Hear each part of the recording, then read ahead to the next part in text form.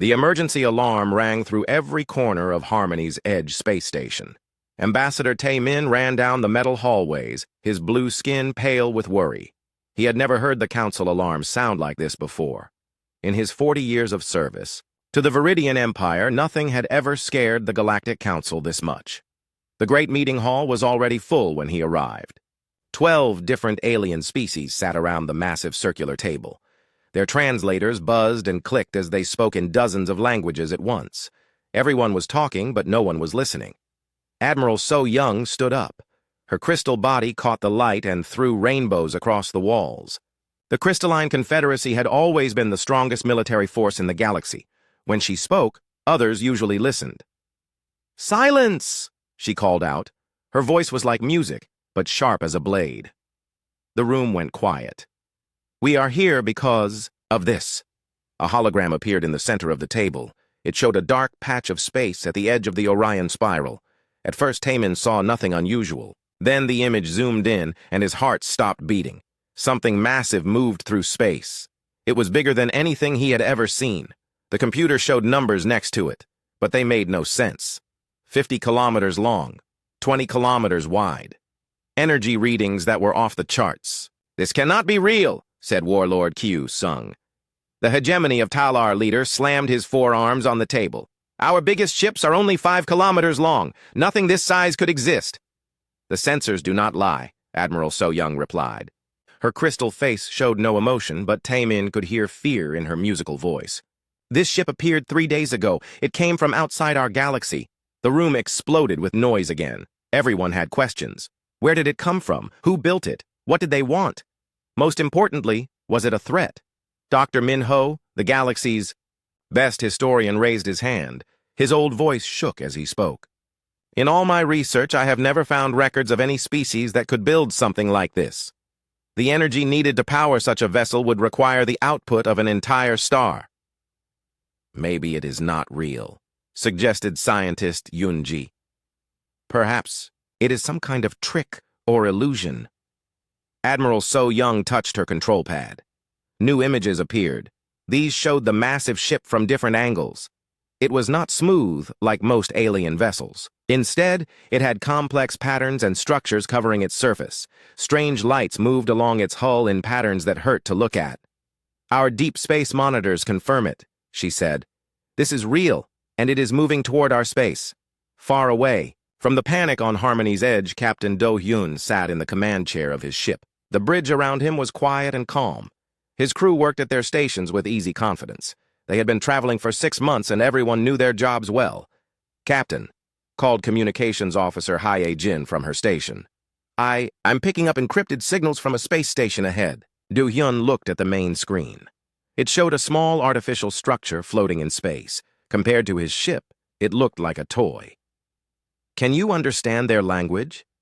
Hee-jin's fingers moved quickly over her controls. Data flowed across, her screens faster than most people could read. "I am running it through our translation systems now. This is interesting. They are using at least 12 different languages in their communications." 12? Do-hyun raised an eyebrow. "That suggests multiple species working together." "Yes, sir. And Captain..." Hye-jin paused. "They are talking about us." Engineer Woo-jin looked up from his station. "Should I prepare defensive systems?" "Not yet," Do-hyun said. "What are they saying about us, Hye-jin?" The young woman listened to her equipment for a moment. "They are afraid, sir. Very afraid. They think we are some kind of threat." Do-hyun sighed. This always happened when they met new species. Humans had learned to expect it. Their ships were built for long journeys between galaxies. This made them much larger than anything most civilizations had ever seen. "Open a channel to the station," he ordered. "Let us introduce ourselves properly." "Sir," said Strategic Officer Nara, "perhaps we should be careful. If they see us as a threat, they might attack first and ask questions later." Do-hyun nodded. Nara was right to be cautious, but humans had protocols for this situation. They had met many species across different galaxies. Most were peaceful once they understood that humans meant no harm. "Send our standard first contact message," he told Hye-jin. "Full translation matrix. Include our peaceful intentions and a request for diplomatic talks. On Harmony's edge, the alarm suddenly changed tone.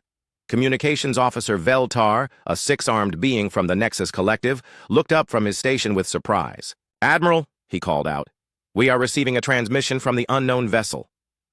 The meeting hall went silent again. Admiral So-Young's crystal body seemed to dim. "What kind of transmission?"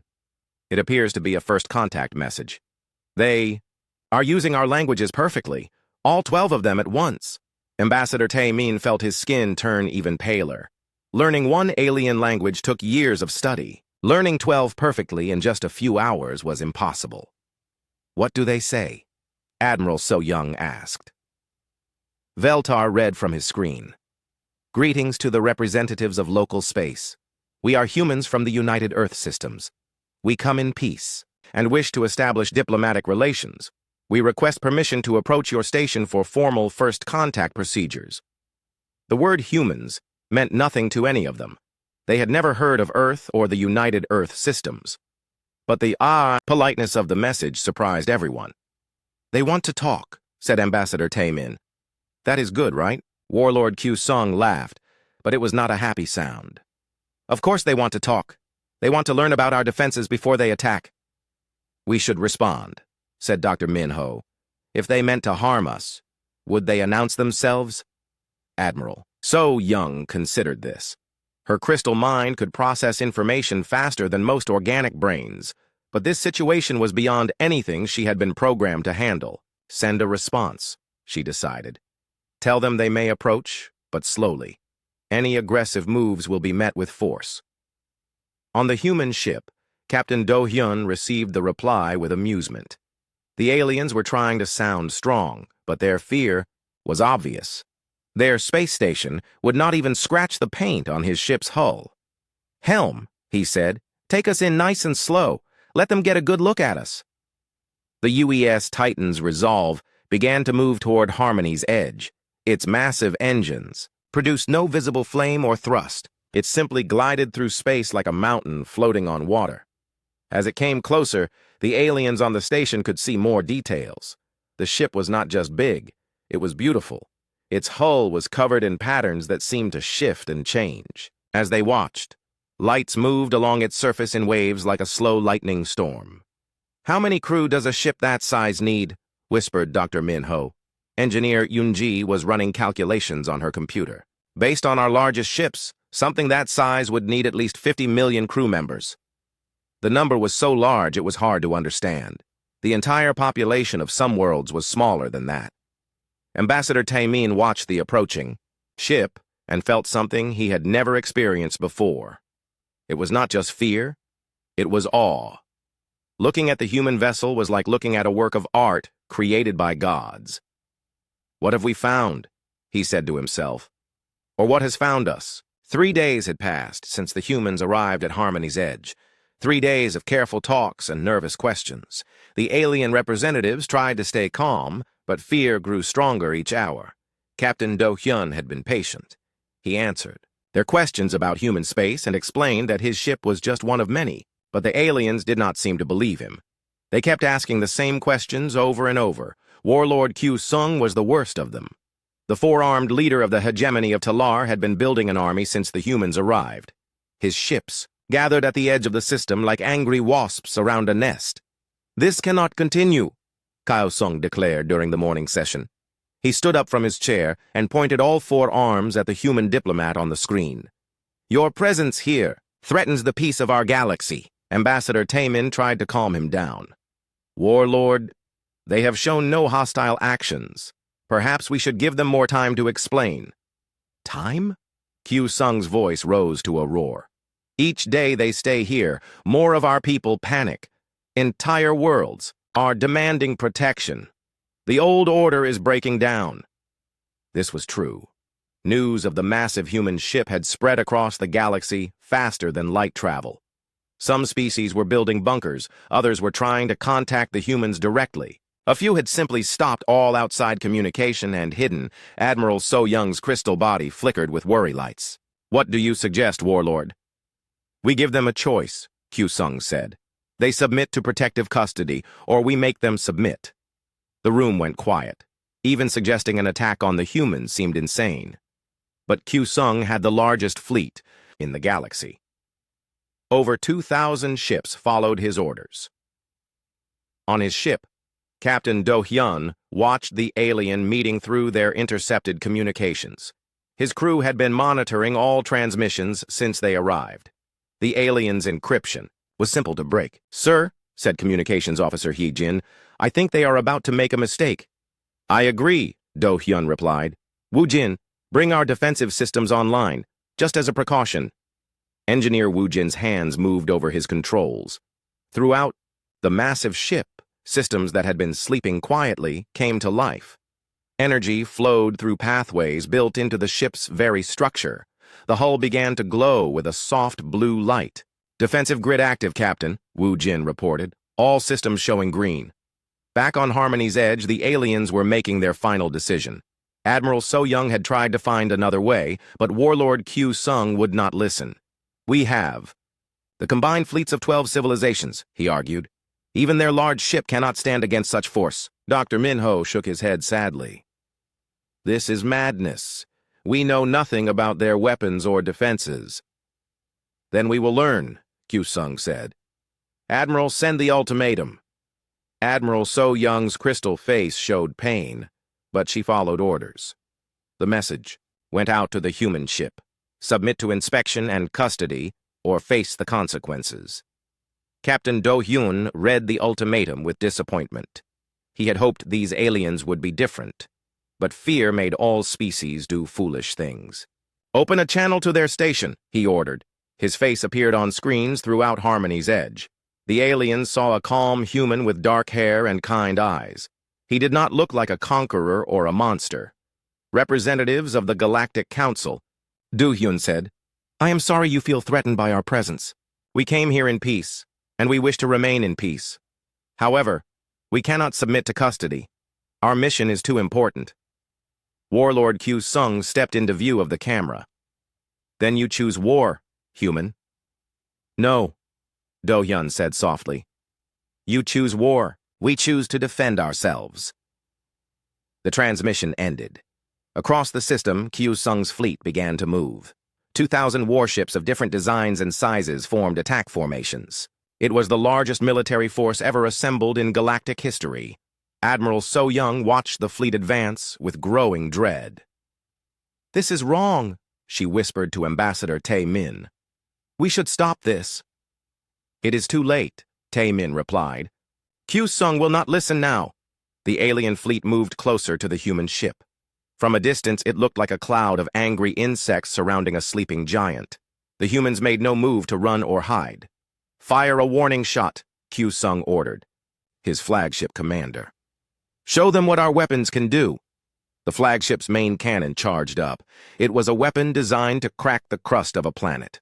The beam that shot out could have destroyed a moon. The energy blast struck the human ship's hull and simply disappeared. There was no explosion, no damage, not even a flicker in the ship's lights. The attack had no effect at all. "Impossible," breathed Admiral So Young. On the human ship, Engineer Woo Jin checked his readings. "Captain, their weapon discharged approximately 200 terawatts of focused energy. Our shields absorbed it completely and channeled the power to our main systems." "Did it damage anything?" Do Hyun asked. "No, sir. In fact, our power levels are now 3% higher than before." Do Hyun nodded. This was exactly what he had expected. Human defensive technology did not just stop attacks. It turned them into useful energy. Strategic Officer Nara looked up from her station. "Captain, perhaps we should show them what we are capable of. They clearly do not understand." "What do you suggest?" Do Hyun asked. "A manufacturing demonstration. Something that will make our point without harming anyone." Do Hyun considered this. Nara was right. The aliens needed to understand what they were dealing with, but the demonstration had to be done carefully. Very well, he decided. Begin construction of a defensive fleet. Use materials from the local asteroid belt. Nara smiled and sent orders to the ship's manufacturing bays. Deep inside the UES Titan's Resolve, Machines that could reshape matter at the atomic level came to life. The aliens watched in horror as beams of light reached out from the human ship toward a nearby asteroid field. The beams touched the floating rocks and began to break them apart. But this was not destruction, it was transformation. The asteroids dissolved into streams of pure matter that flowed back to the human ship. As they watched, new ships began to take shape in the empty space around the massive vessel. Not one or two ships, but hundreds. "What are they doing?" Ambassador Tae-min asked. Engineer Yunji checked her instruments. "They are building a fleet, in real time. They are turning raw asteroids into finished warships." The process was beautiful and terrifying to watch. Matter flowed like water, but when it hardened, it became metal stronger than anything the aliens had ever seen. Complex electronics grew like living things.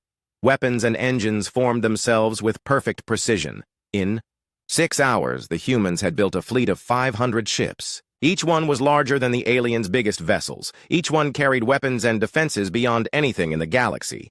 But that was not the most frightening part.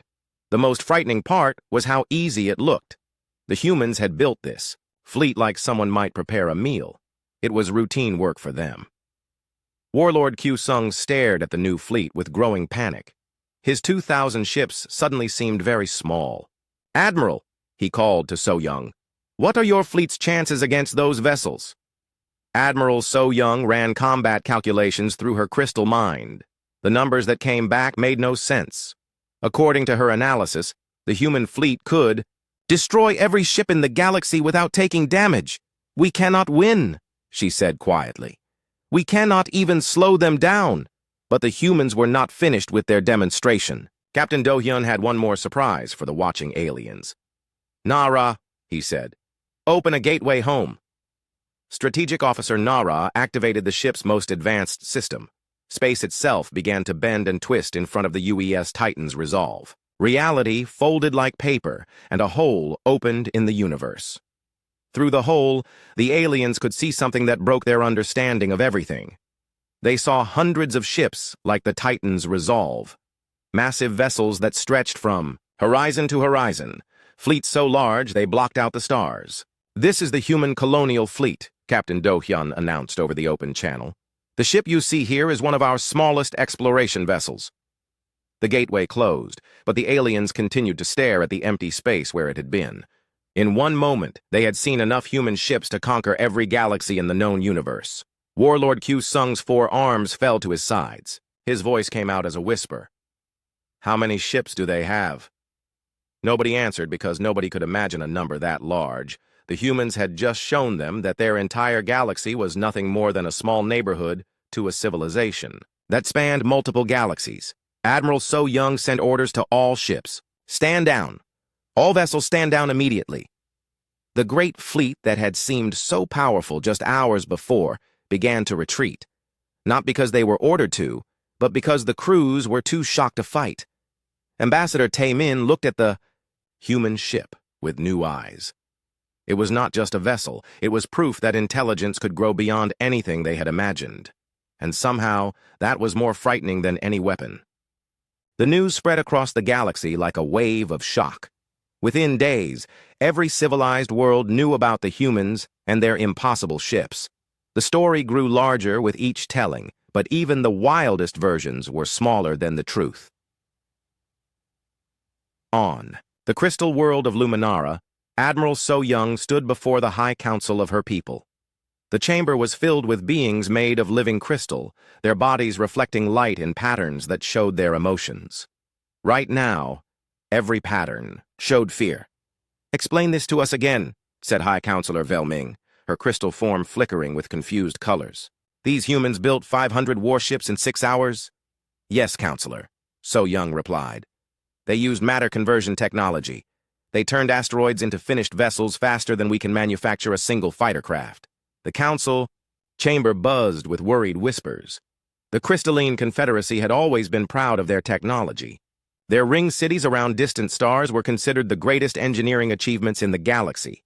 Now they seemed like children's toys. "What else did you observe?" asked another counselor.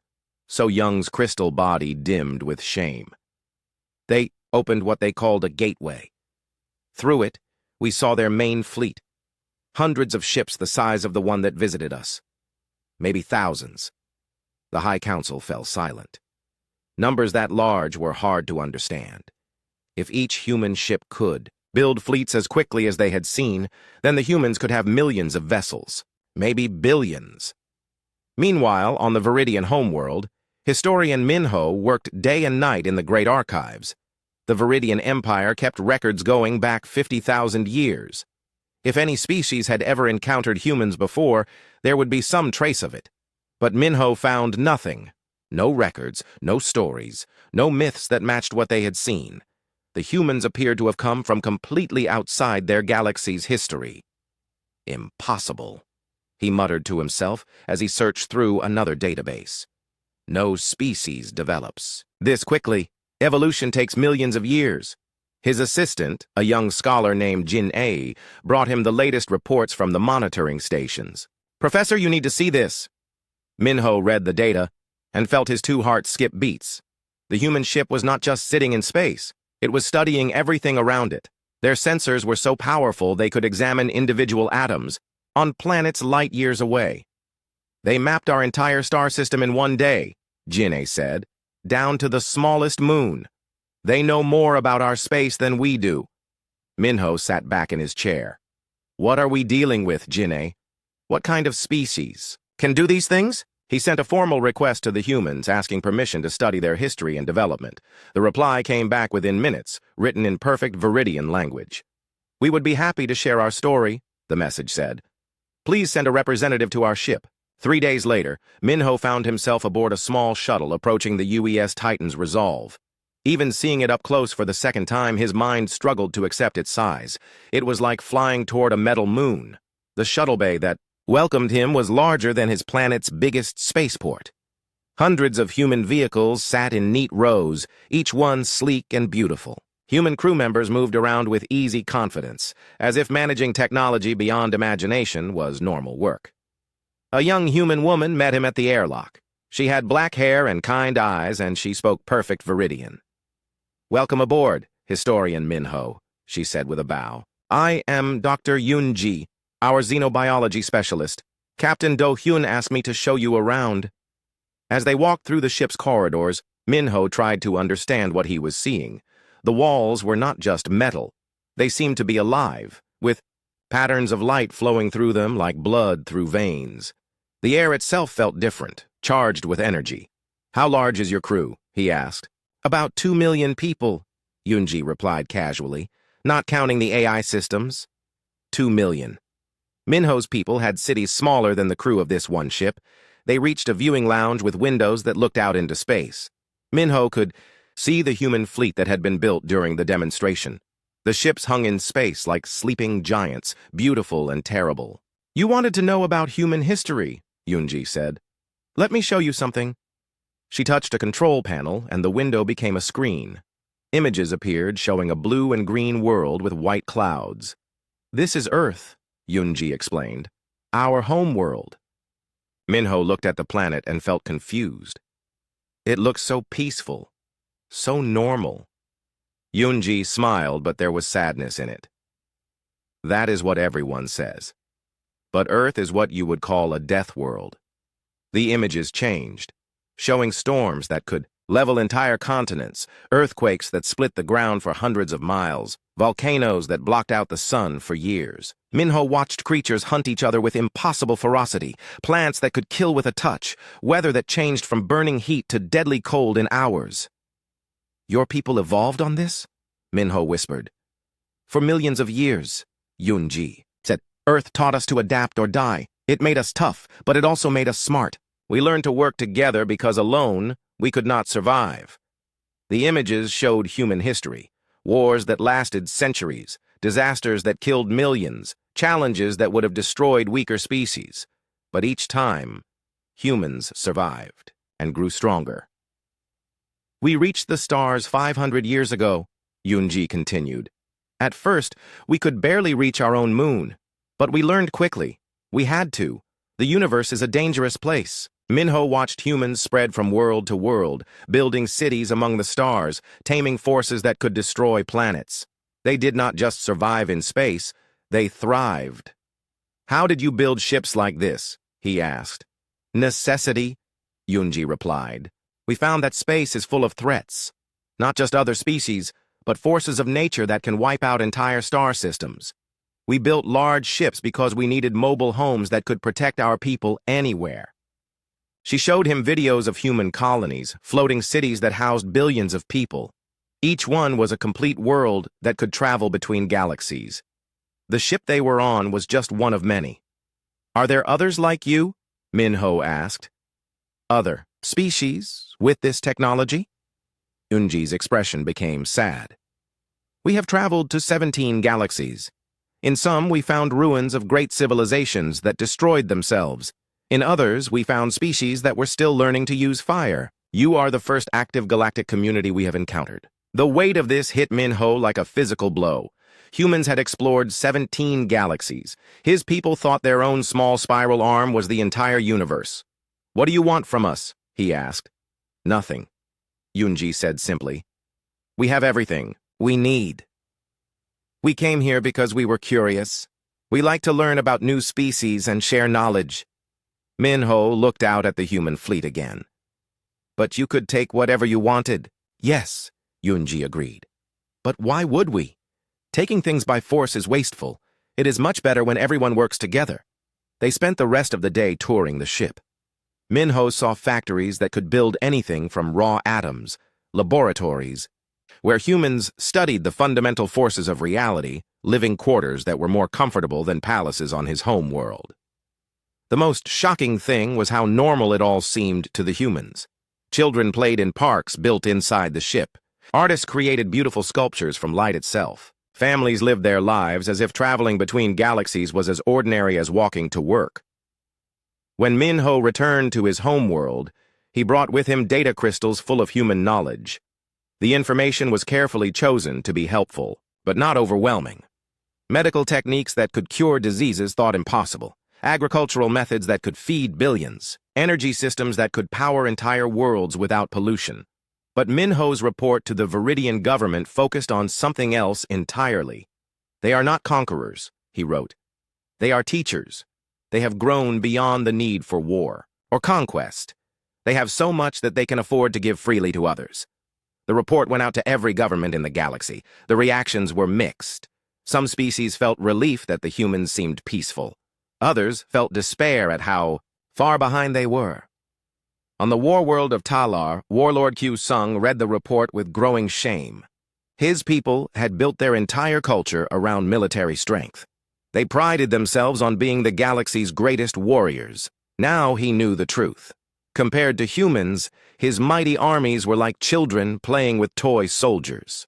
The weapons his people called devastating were recreational equipment to beings who could reshape matter with their thoughts. "What is the point?" he asked his advisors. "What is the point of strength when such power exists?" His question spread throughout his empire. Warriors who had trained their entire lives began to wonder if their skills meant anything. Weapons. Manufacturers struggled to see the point of building tools that were obsolete before they were finished. The psychological effect rippled through every civilization. The proud, ethereal collective discovered that humans had built machines that could replicate their psychic abilities. The Nexus Collective learned that human computers made their greatest artificial minds look primitive. Ambassador Taemin watched the galaxy's reaction with growing concern. Fear was turning into despair. Hope was becoming hopelessness. 6 months had passed since first contact with the humans. The galaxy was still adjusting to the new reality when the worst possible news arrived. Deep space monitoring stations at the edge of the Milky Way detected something that made every species forget their differences. A massive dark cloud was approaching from the void between galaxies. The readings were impossible to ignore and impossible to misunderstand. The void swarm had found them. Emergency broadcasts went out to every civilized world. In the great meeting hall of Harmony's Edge, representatives from 12 civilizations gathered once again. But this time, they were not arguing about the humans.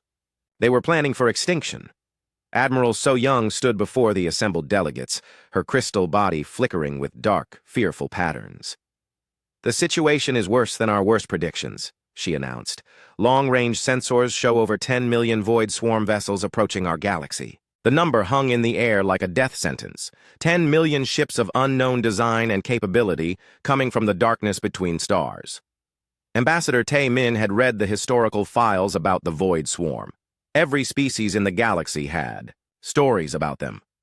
They appeared without warning, consumed everything in their path, and left only empty space behind. No one had ever successfully fought them. The best anyone had ever done was delay them long enough to evacuate a few worlds. "How long do we have?" asked Dr. Minho, his voice barely a whisper. "At their current speed, they will reach our outer colonies in 3 months," So-Young replied. "Our core worlds have perhaps 6 months." Warlord Q-Sung, who had been quiet since the human demonstration, finally spoke.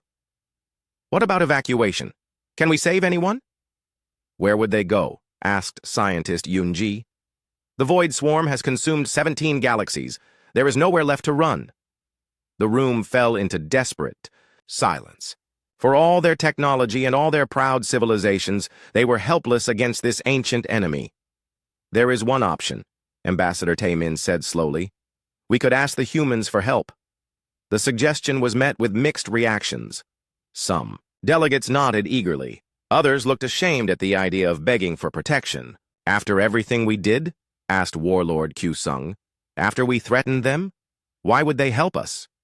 "Because," said Dr. Minho, "from what we have learned about them, helping others is what they do." Admiral So-Young made the decision. "I will send the request personally.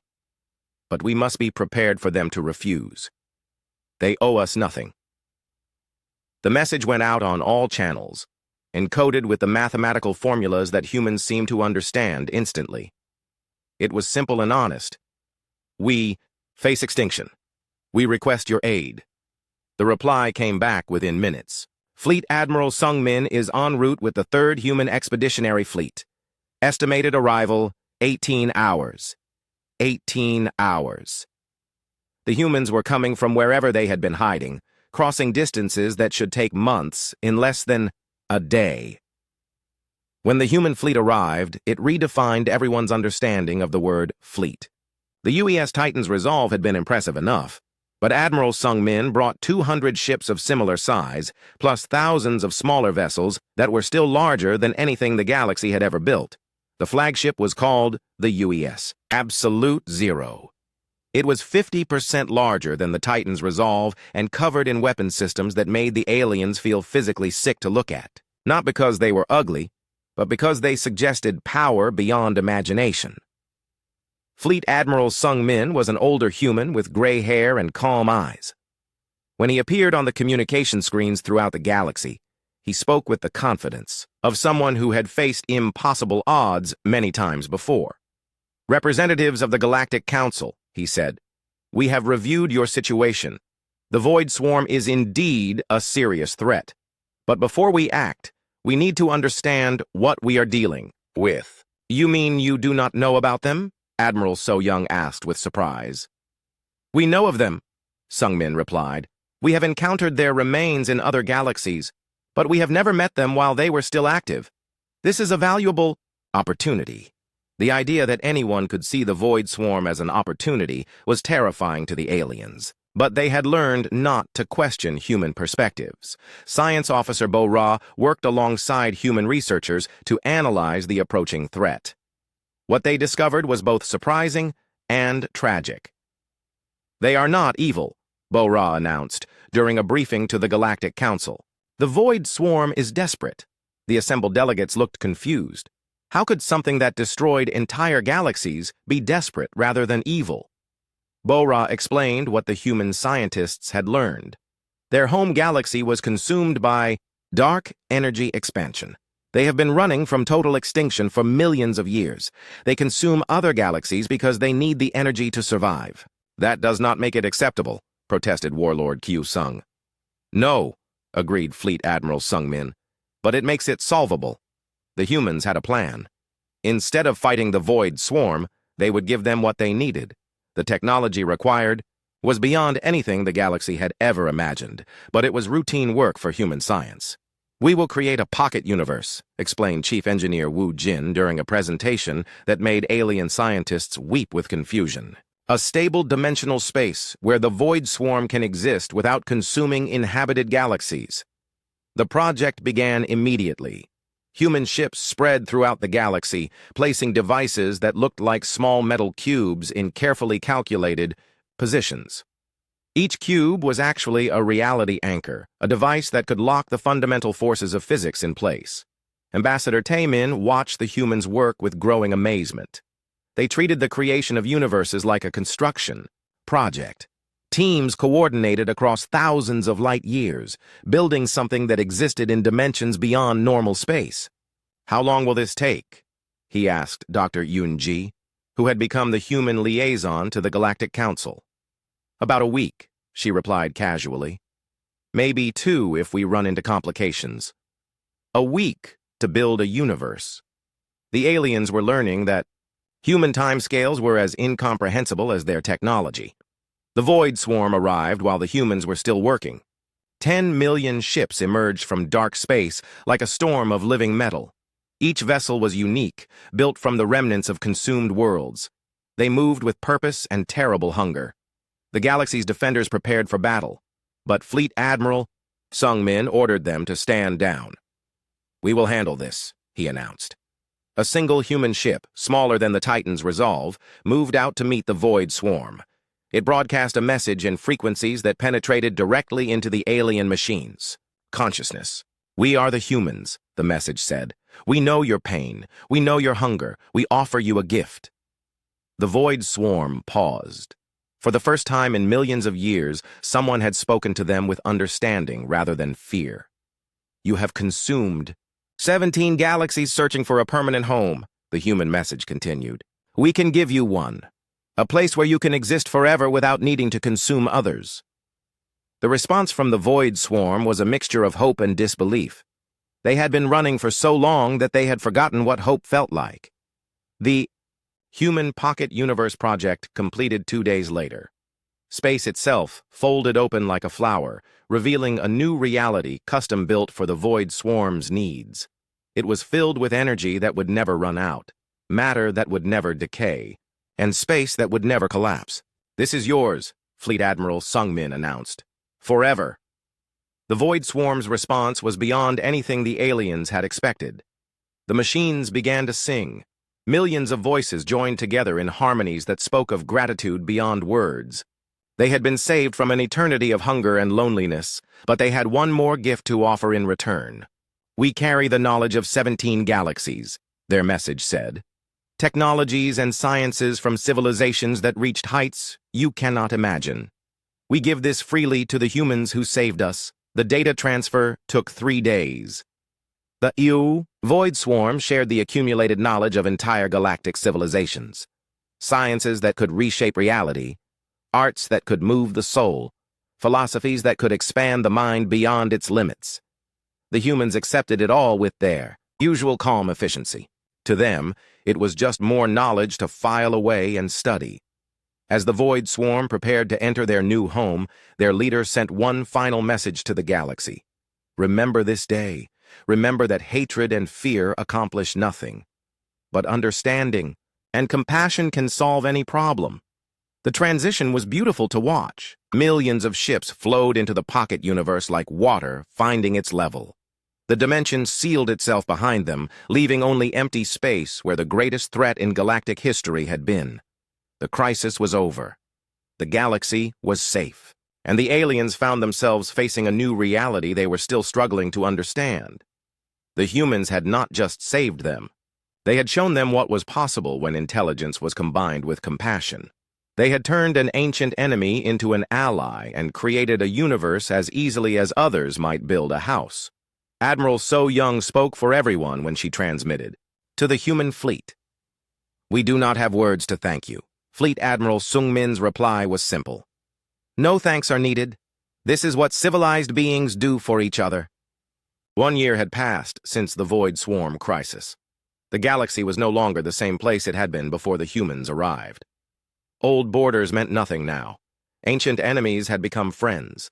The very idea of war seemed as outdated as using rocks for tools.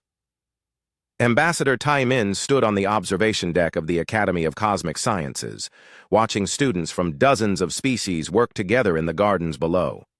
Human children played alongside young viridians, crystalline offspring, and hegemony cubs. They laughed together in a dozen different languages, but laughter was universal. The Academy floated in space like a jeweled ring around a small star. It was a human creation, built in just 3 months after the crisis ended. The construction had been typical human efficiency. They had simply collected matter from nearby space and shaped it into the most beautiful educational facility anyone had ever imagined. "Still hard to believe, is it not?" said a familiar voice behind him. Taemin turned to see Dr. Minho approaching. The old historian looked younger than he had in years. Learning from the humans had given him new purpose and energy. "Every day, I expect to wake up and find this was all a dream," Taemin admitted. "Sometimes I look at what they have built here and wonder if we are worthy of such gifts." "That is the wrong question," Minho replied gently. "The humans do not give based on worthiness. They give because they can, and because helping others makes the universe better for everyone." They watched as a group of human instructors demonstrated gravity manipulation to their alien students. The lesson involved making small objects dance in complex patterns through the air. What should have been advanced physics looked like art in human hands. "How are your people adapting to the new knowledge?" Taemin asked. Minho smiled. "Better than I expected. The medical advances alone have added 50 years to our average lifespan. Our farmers can now grow enough food to feed 3 times our population. And our artists—" He paused, searching for words. "Our artists are creating things that make the soul sing." This was happening throughout the galaxy. The knowledge shared by the humans and the Void Swarm had lifted every civilization to heights they had never imagined possible. Diseases that had plagued species for millennia were cured in days. Energy problems that had seemed impossible were solved with elegant simplicity. But the greatest change was not technological. It was philosophical, cultural liaison. Jae-won had worked tirelessly to help the galaxy's governments understand the new reality. The old systems based on scarcity and competition made no sense when abundance was freely available. "The hardest part," he had explained to the reformed Galactic Council, "is helping people understand that they do not need to fight anymore. When everyone can have everything they need, what is left to fight about?" Some worlds had struggled with this concept. The hegemony of Talar had built their entire culture around military strength. When strength became meaningless, many warriors felt lost and purposeless. But Warlord Q Sung had surprised everyone. Instead of resisting the change, he had embraced it. He disbanded his armies and turned his warriors into protectors and teachers. Their new mission was to help other species adapt to the post-scarcity reality. "A true warrior protects life," he had announced to his people. What greater battle could there be than the fight against ignorance, suffering, and despair? Research. Director Ha-Yun oversaw the most ambitious projects in galactic history. Teams of humans and aliens worked together to restore dead worlds, reignite dying stars, and bring back species that had gone extinct. They approached each project with the same casual confidence that humans brought to everything. "Today we are reviving the forest worlds of the Epsilon Cluster," she told her mixed species team. "The original ecosystem data was preserved in Void Swarm archives. We should have the first trees growing within a week. The restoration of extinct worlds had become routine.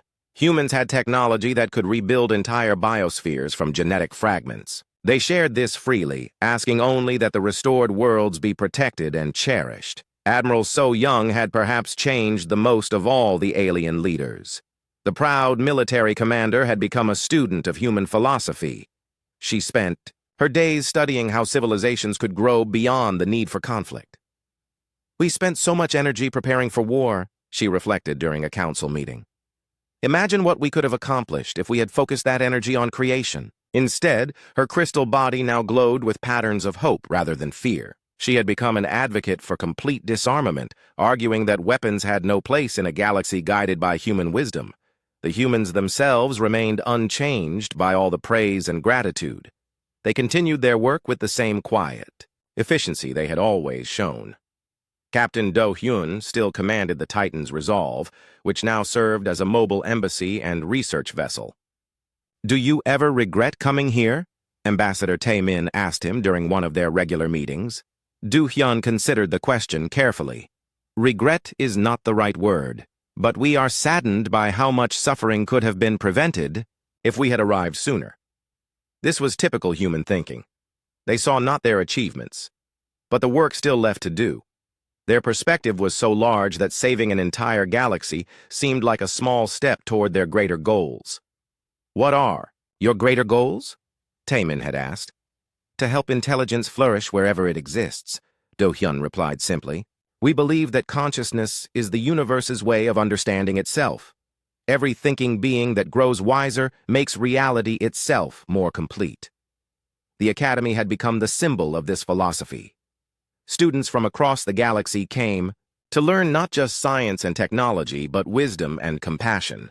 Human teachers worked alongside alien instructors to create a new generation that thought beyond the boundaries of their birth species.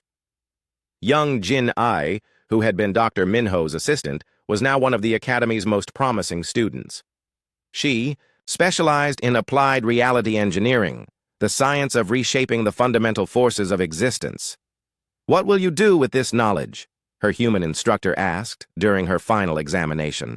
"I will teach others," Jin-A replied without hesitation.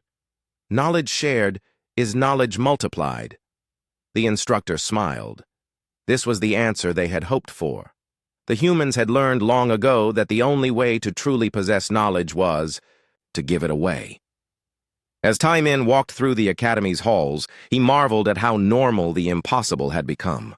Students casually worked with technologies that could reshape matter at the atomic level. Professors taught classes on the construction of pocket universes. Children played games that involved manipulating the flow of time. But the most remarkable thing was how happy everyone seemed. The fear and desperation that had plagued the galaxy for millennia were gone. In their place was a sense of unlimited possibility. The transformation was not just on the Academy. Across the galaxy, worlds that had been scarred by war were blooming with new life. Species that had been enemies for generations worked together on projects that benefited everyone. The very concept of us versus them was becoming extinct. There were still challenges. Some individuals struggled to find meaning in a world without conflict. Others felt overwhelmed by the pace of change. But the humans had solutions for these problems, too.